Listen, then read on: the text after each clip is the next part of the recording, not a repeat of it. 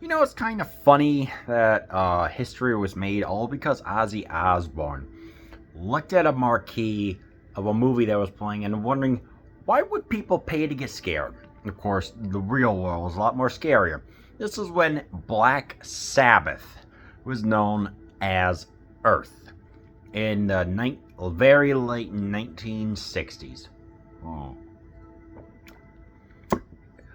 What he was referring to was this, also known as the Three Faces of Fear, or Le Trois Visages de la Peur. I don't know how to pronounce it. Three Faces of Fear. This movie, it helped jumpstart the heavy metal music genre. Yes, sing me a song. Sing me a song, you're a singer. Do me no wrong, you're a bringer of evil. The devil is never a maker.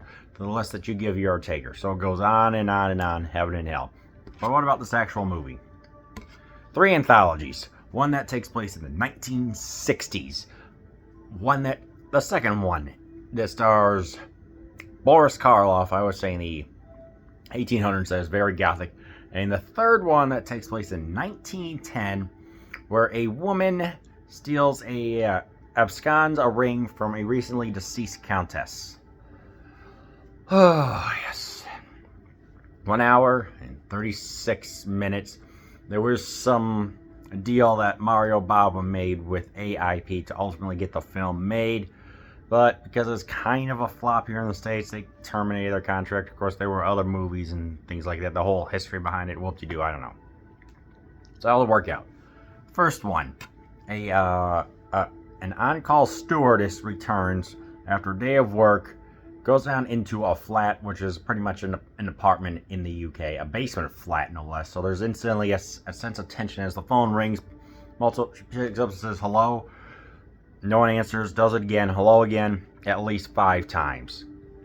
All done in pretty much just like, I think, 2 or 3 takes if I'm not mistaken. So there's a sense of claustrophobia, minimalism, and just eeriness. Oof. Eventually, a newspaper gets delivered saying, hey, your former lover, it turns out her former lover, Rosie's former lover, has escaped. Frank has escaped, and she calls upon her friend Mary to come and just be like a comfort or security, if you will.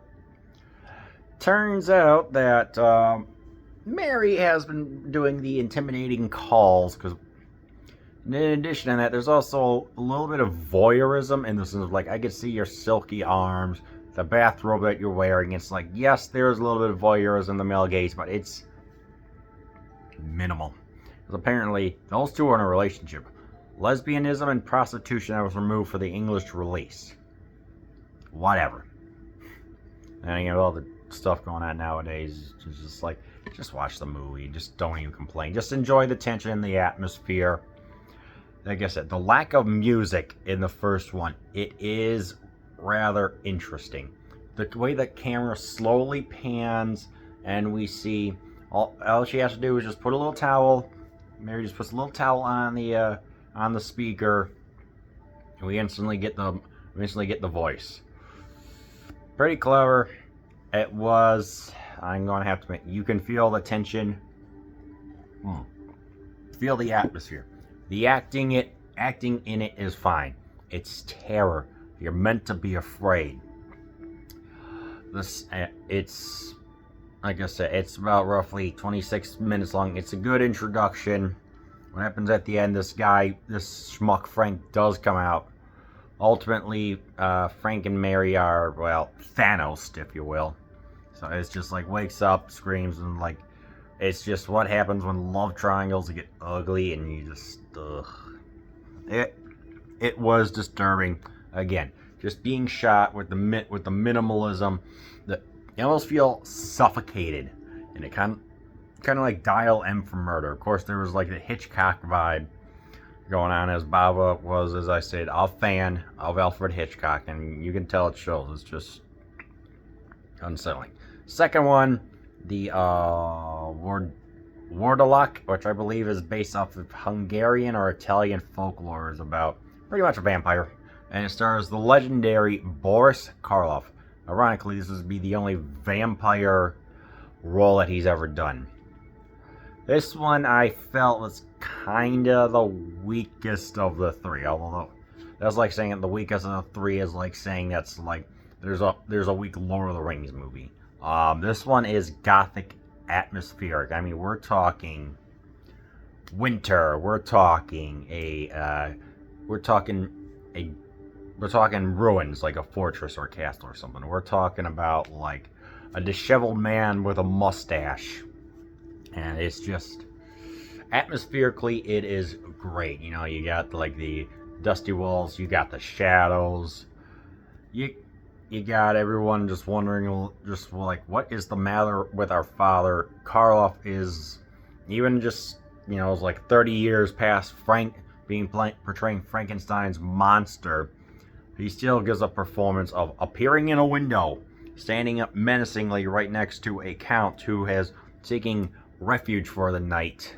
It is a disturbing atmosphere. Yeah, you could tell because this man somehow got bitten by another vampire because he was supposed to return like within 5 days before midnight. He returns at like 12:03, 12:02. So it doesn't matter if there's a little overtime. Like, is he allowed like 2 minutes of a 2-minute grace period? I don't know. But just he looks intense, just looking intensely.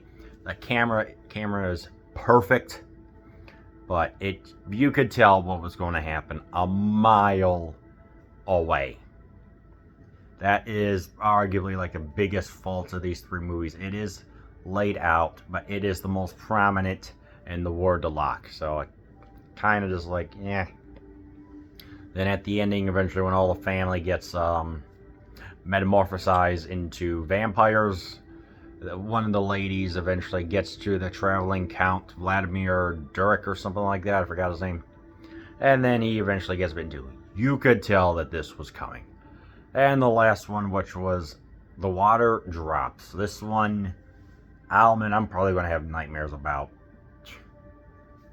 A countess has recently crossed over. She's deceased. The nurse comes in to be able to help with like getting the body prepared and everything else. Notices a rather expensive ring. Absconds it because one of the aides is busy looking for shoes that helped with the countess, you know, food and stuff like that.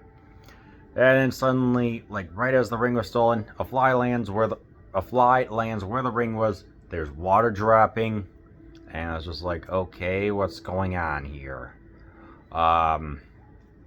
Eventually the nurse, who is kind of rightfully guessed what she deserves, is like, what's next? I would say there are 15 minutes of just sounds, eerie sounds, water drop, like boop, like echoing water drops, a cat meows, or windows shutter, or lights get turned on and off. There's no music. This is all atmospheric. It will make you feel like something really creepy is going on. And then, of course, spoiler alert, the deceased returns and actually manages to make the schmuck nurse strangle herself. And it's just like, all because she stole the ring. Of course, the woman has such terror. This one was arguably my favorite. Minimalism and atmosphere with maybe a little bit of gothic overtones, done perfectly, dang well. And I'm like, wow. I mean, you could tell what was going to happen, but the build-up and suspense was terrific. A couple of false alerts. You know, it's like, this is one that you will pay attention to. So, and of course, it ends with Boris Karloff, who was getting dubbed over. Maybe he spoke Italian. I don't know. But you could tell that this one, there was a guy dubbing, trying to match his mouth flaps. And then zooms, because he's like, all right, I must depart. He's riding a horse, zooms out, there's the crew. And it's just like, what is this Looney Tunes-esque wacky ending? I don't know. It's just like, to prove like, is this just a movie? Is the juxtaposition between the ending? I don't know. It was just weird. So, how do I feel about Black Sabbath, aka the Three Faces of Fear. Atmospherically, it is amazing. And the first, second, and third one, you could tell there's the gothic, there's the claustrophobia, and beautiful camera transitions in the first one. The set pieces for the second one are incredible, and the third one features just the perfect suspense and build-up with everything being open. Just like, where is it coming from? But if I did have to do some complaint, if I did have to do some things that may annoy some people, you could tell what was going on within the second one. The first one featured some cuts, like removing the lesbianism and prostitution, which is just like, think of it what you will. A little bit of voyeurism that it's not terrible. It's not that bad. It's like maybe 3 minutes, but it adds to the tension. And the third one, it maybe it could go on for a little bit longer. So if you really want to be scared, and maybe even I'm going to have nightmares tonight, I would say that you go and watch Mario Bava's Black Sabbath.